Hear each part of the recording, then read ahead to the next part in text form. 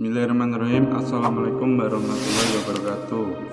Pemirsa yang dirahmati Allah, marilah kita simak ceramah dari Buya Syakur Yasin dengan tema Tanda Orang yang Berpikir dengan Hati yang Sangat Mendalam. Sebelumnya marilah kita bersolawat terlebih dahulu. Allahumma sholli ala Sayyidina Muhammad wa ala ali Sayyidina Muhammad. Marilah kita doakan semoga almarhum Buya Syakur Yasin diberikan tempat terbaik di sisi Allah Subhanahu wa Ta'ala. Amin ya rabbal alamin. Malam ini ada yang paling menarik menggelitik saya, yaitu mereka mengatakan Al-Quran bertentangan dengan ilmu pengetahuan. Jauh dari ilmu. Ini hanya mitos belaka, karangannya orang tukang ngelamun saja sebetulnya. Apa yang mereka katakan? Bahwa ilmu pengetahuan sekarang mengatakan bahwa berpikir, memahami, mengerti itu adalah pekerjaan otak. Betul.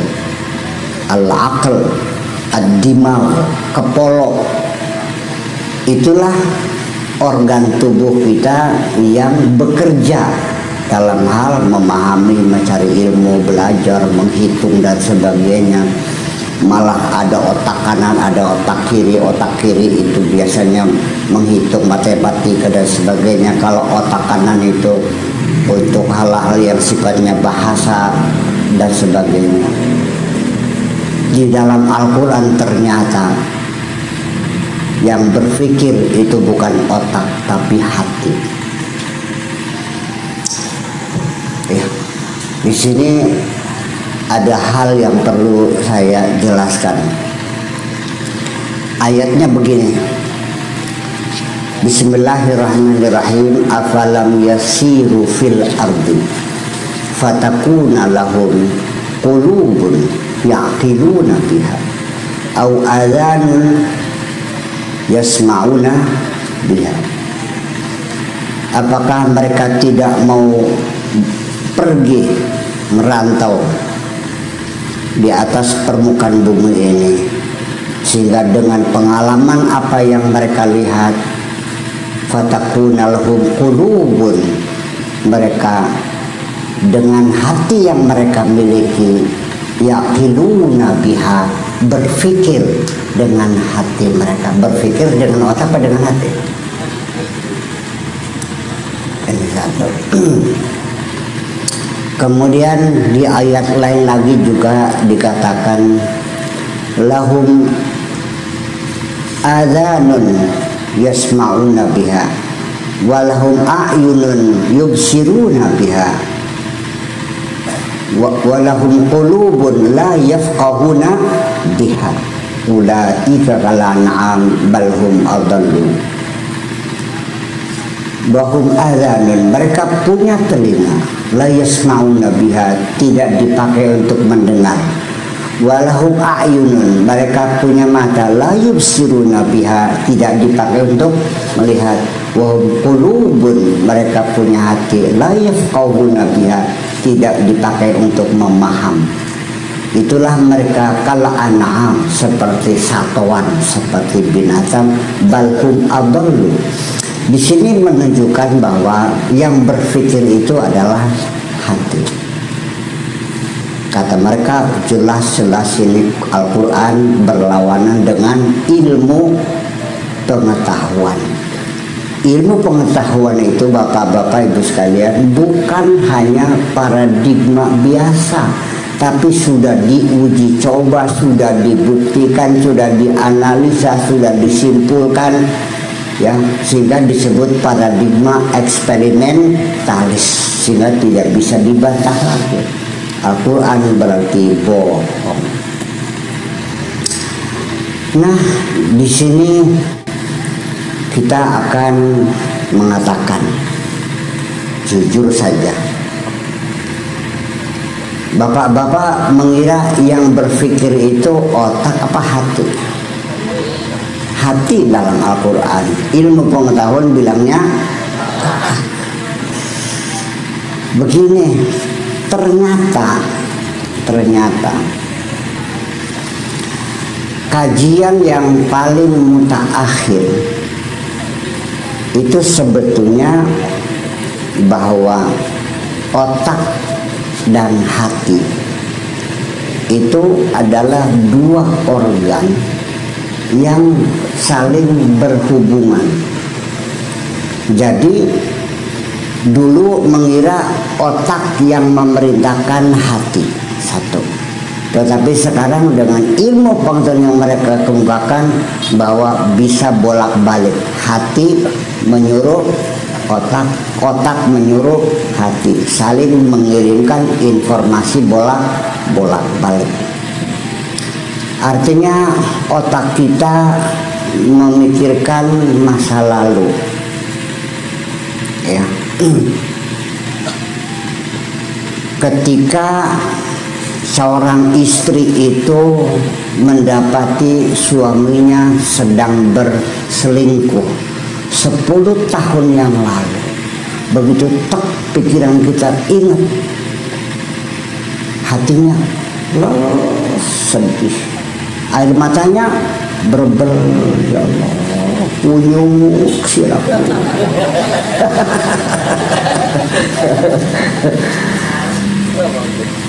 Otak yang mengingat masa lalu, yang bersedih hati adalah kalbu kita. Ya kan begitu? Begitu juga ketika hati kita bergerak, berkeinginan mendapatkan sesuatu, yang memproses adalah otak kita, berarti bolak-balik. Ini ilmu. Ketika kita melihat ada motor ninja di depan satu supermarket, hati kita ingin punya motor seperti itu. Lalu kita ada keinginan untuk mengambil motor itu. Di situ terjadi dialog antara hati dan otak. Kata otaknya, kalau kamu mengambil motor itu, kamu namanya maling. Jadi bagaimana? Ya jangan dong. Ini dialog bolak-balik antara hati dan otak. Perlu saya uraikan. Ya tapi kalau belikan harganya mahal. Berapa sekarang harganya Haji Qasim Ninja tuh? 40 juta. 40 juta. Duitnya singgi. Akhirnya memang hati kita lagi nggak bener. Pokoknya saya harus punya motor dengan cara apapun.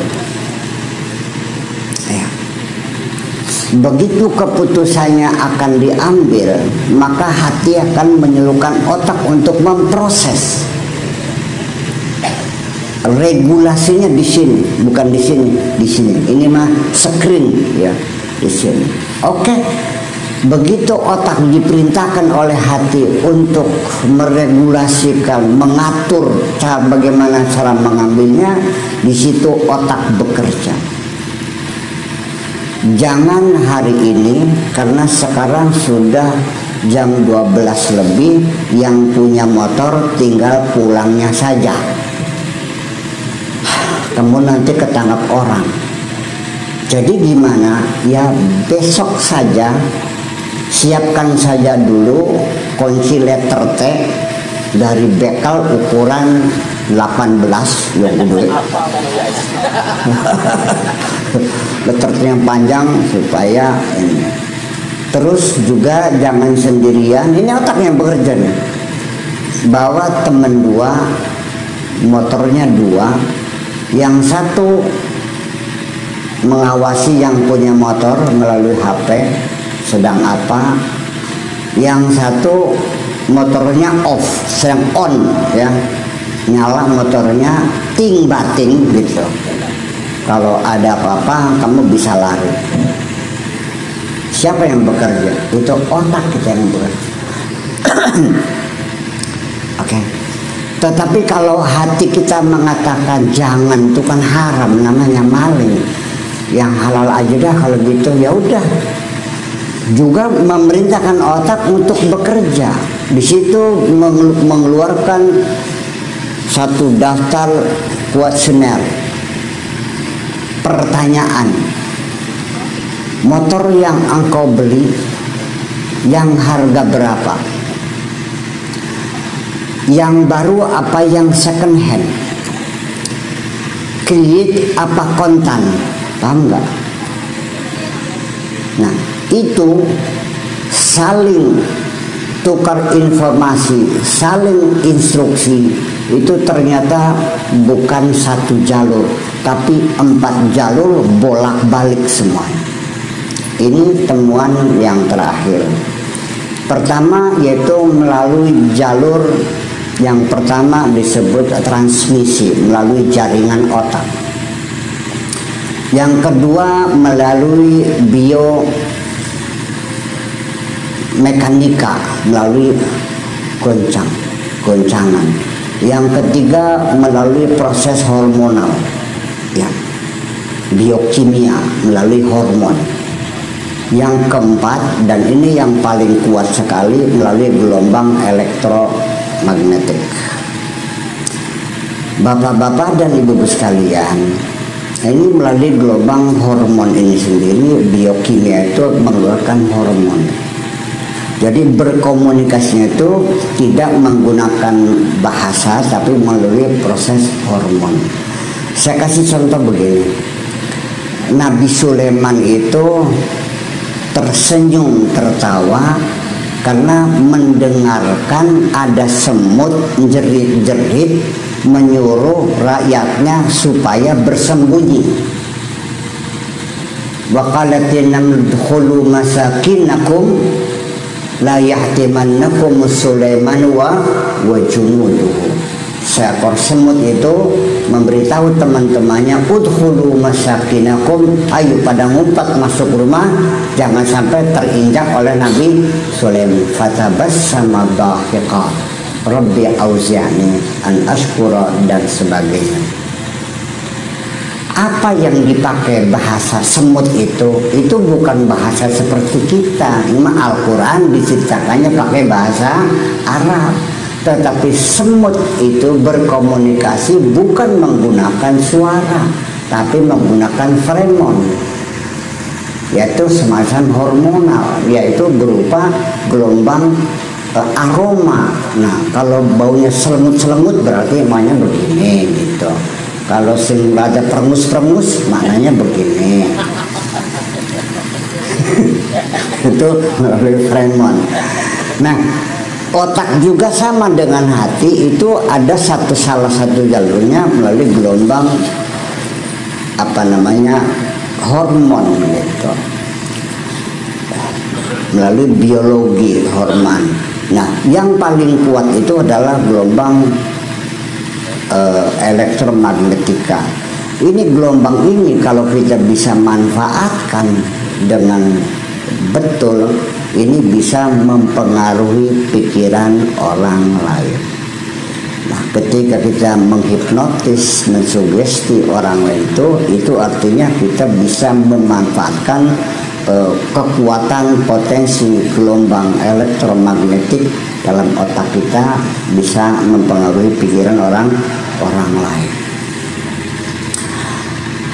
Tetapi pikiran orang lain sendiri itu juga sangat ditentukan bahwa gelombang otak itu harus pada posisi gelombang alfa dulu supaya bisa masuk.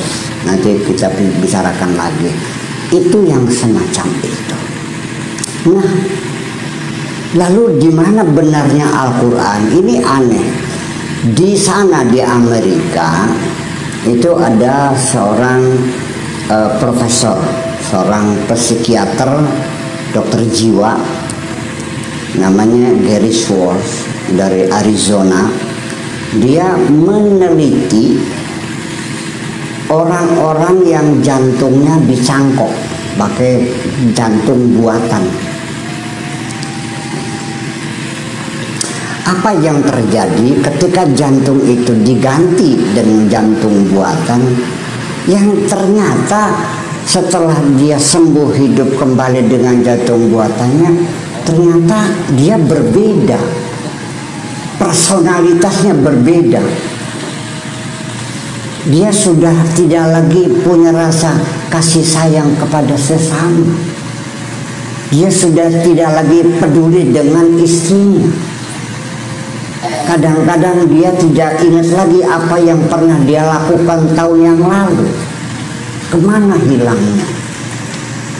Berarti kalau begitu memang jantung kita ini mempunyai memori, punya daya ingat dan kemampuan berpikir.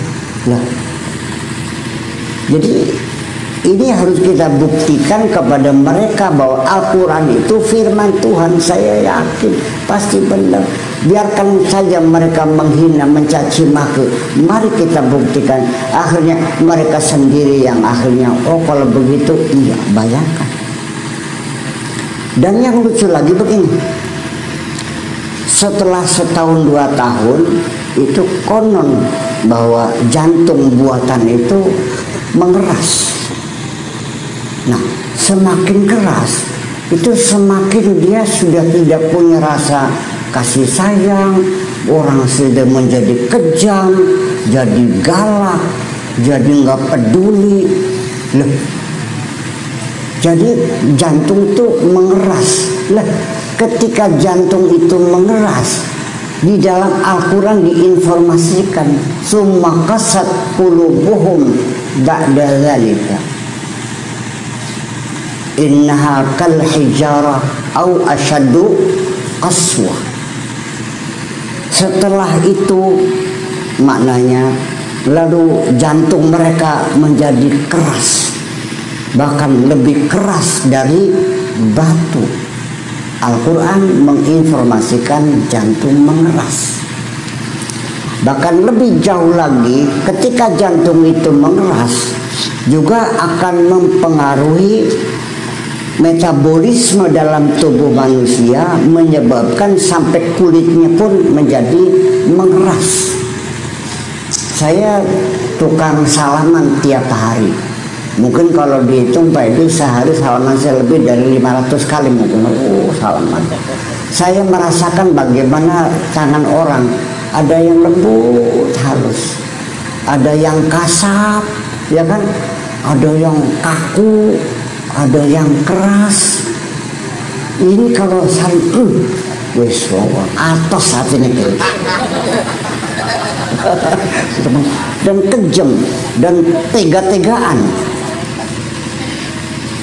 Nah kalau begitu berarti nggak salah dong Al-Quran mengatakan bahwa fatakuna lahum qulubun yaqiluna biha. Ya, mereka punya hati, punya jantung yang bisa dipakai untuk berpikir. Paham betul betul. Hadis Nabi sendiri mengatakan, ala inna fil jasadi mudghatan idza saluhat saluhal jasadu kullu wa idza fasadal jasadu kullu ala wahya al-qalb. Ketahuilah bahwa di dalam tubuh kita ada segumpal daging. Ya. Apabila segumpal daging ini sehat, maka sekujur badan kita menjadi sehat. Apabila segumpal daging itu rusak, maka sekujur tubuh kita menjadi rusak. Ala wahyal qalbu, itu adalah hati. Hati yang mengeras. Disebutkan oleh Allah, fawailul lil qasiyati qulubuhum. dzikrillah. Wail bagi mereka yang hatinya keras dari berzikir dari Allah. Tetapi juga ada hati yang lembut. Hatinya lembut, kulitnya ikut lembut juga. Wa talinu juluduhum wa qulubuhum ila dzikrillah. Ya Allah, segitu sempurnanya, segitu lengkapnya Al-Quran memberikan informasi. Nah, tapi sayangnya umat Islamnya ini sekarang ini sudah tidak mampu berpikir untuk membuktikan kebenaran Al-Quran. Semua karangan orang Islam tidak lebih hikmahnya sholat tahajud, hikmahnya tayamum, manfaatnya menggunakan siwak, sin konon kah, sin cemen-cemen kah? Iya, nggak ada orang Islam yang di seluruh, apakah di Afrika Utara, di Timur Tengah, sampai di semua negara Islam, ya sudah tidak mampu berpikir. Sudah nggak ada orang Islam mengadakan penelitian bahwa foton itu kecepatannya seperti cahaya. Ya, kenapa foton disebut partikel partikel elementer yang tidak mempunyai massa? Dan kenapa foton itu bisa jadi penghantar suatu radiasi? Ditekan koneksi. Urusannya bab cewek. Iya kan? Nah, inilah makanya tolong berhati-hati bahwa persoalan hati kadang-kadang mengeras, kadang-kadang menjadi lembut. Ini bisa terjadi pada diri kita sendiri. Dan ini penyakit hati ini membunuh, bisa mematikan kita. Dan ini penyakit ini banyak tersebar di mana-mana. Cuman yang anehnya, yang kepalanya nyut-nyutan, yang kuping gerobokan, kadang-kadang petang mulos, badan sakit, diperiksa dokter, Bu, nggak ada penyakitnya, di rongsen sehat, paru-parunya nggak ada TBC, nggak ada apa, tapi yang makanya kenapa mata berkunang-kunang, diperiksa sehat, kok sambet ya beli pun penang wewe baru royong begini. Ya Allah, lalu ujung-ujungnya akhirnya bakar menyan segala macam. Ya Allah, ya Allah. Oh sampai kinki sing gawe ki tangga kulon sing anak kumis sejelak perangka bikin fitnah aja itu semuanya. Ya Allah, ya kita sudah tidak mampu berpikir. Ya kenapa? Kalau orang sudah, ini penyakit ini namanya penyakit gelisah atau gundah namanya. Bahasa Arabnya namanya ka'abah, murung lah ya. Atau juga yang tepatnya itu cemas lah ya. Bagaimana? Cemas atau cemas saja ya. Ada kecemasan dalam diri kita ini. Nah, ini penyakit cemas ini begitu sudah masuk dalam hati kita, kesehatan kita akan runtuh sampai kepada kematian. Dan ini banyak penyakit yang diduganya sihir, santet, tenung macam-macam, padahal itu penyakit kecemasan yang telah membuat hati kita menjadi keras. Pengen tahu obatnya enggak? Pengen tahu sebabnya enggak? Bagaimana kita mengolah penyakit cemas ini supaya hidup kita bahagia? Al-Quran banyak menceritakan ini, hal-hal yang semacam ini ternyata tidak dicari oleh umat Islam ya. Yang dicari hanya dua perkara, haram dan halal. Mutiara-mutiara yang terselip di lembaran-lembaran Al-Quran lepas, tidak ada yang pernah diperhatikan. Padahal itu yang membuat kita bahagia. Kalau yang kita cari haram dan halal, ujung-ujungnya bertengkar, saling kafir mengkafirkan. Ya tak begitu. Ya, karena Islam kita sekarang Islam yang dipola oleh fuqaha. Ya. Jadi keras. Ujung-ujungnya kafir, murtad, bid'ah, musyrik, dolalah, neraka. Sampai melarang Allah, orang ini jangan masuk surga ya Allah, nggak boleh. Gitu. Kayak surganya dia beta. Bu, tolong mulai waspada ketika kita sudah merasakan tidak nyaman hidup ini, malas bergaul dengan orang, menyendiri dalam kamar tidak keluar-keluar. Ada nggak yang punya anak seperti itu? Ada. Banyak. Menyendiri.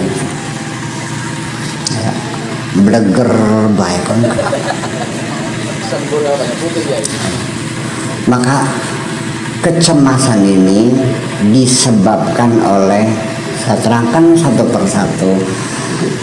Yang menyebabkan orang cemas itu satu, karena dia memutuskan hubungan dengan sesama, nggak punya teman banyak, tidak ada yang dicintai, tidak ada yang disayangi, tidak ada yang dihormati. Yang kedua, karena hidupnya tidak pernah punya tujuan. Yang ketiga, pesimistis melihat masa depan gelap gulita. Ya. Dan yang keempat, dia tidak pernah berkomunikasi dengan Tuhannya. Mari sembahyang itu. Ya. Saya terangkan. Dulu pertama, ketika kita mulai tidak suka bergaul dengan orang lain, sebabnya sehari-hari dari mulai kecil itu sudah melihat ada bibit-bibit itu. Bapaknya yang kejam, main gampar aja, dasar bocah goblok ya. Dan setiap hari selalu melihat pertunjukan live show yang ibu dan bapaknya berantem tiap hari. Tolong jangan kau rusak anak-anakmu itu. Maka tukaran gimana sih ngaduh? Ya, paham.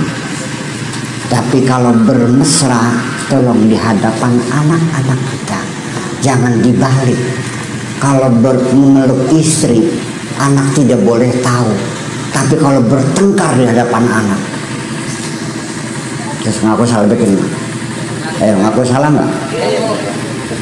Malah justru kita harus sering menampilkan kemesraan kita di hadapan anak-anak, supaya anak merasa sejuk. Ya Allah, Mimi sama mama kok mesra banget.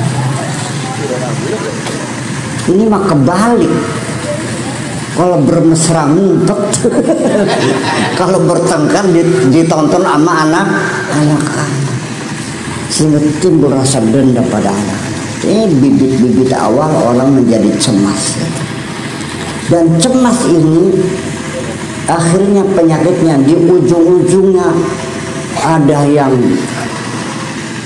terjun dari lantai 10, ada yang masang leher di rel kereta api, ada yang beli begon diminum sendiri, ada yang apalagi beli tambang digantung sendiri, dikolong sendiri, diikat sendiri, ambil meja sendiri, pasang kursi sendiri, dijejak sendiri. Kenapa? Tidak ada harapan untuk hidup.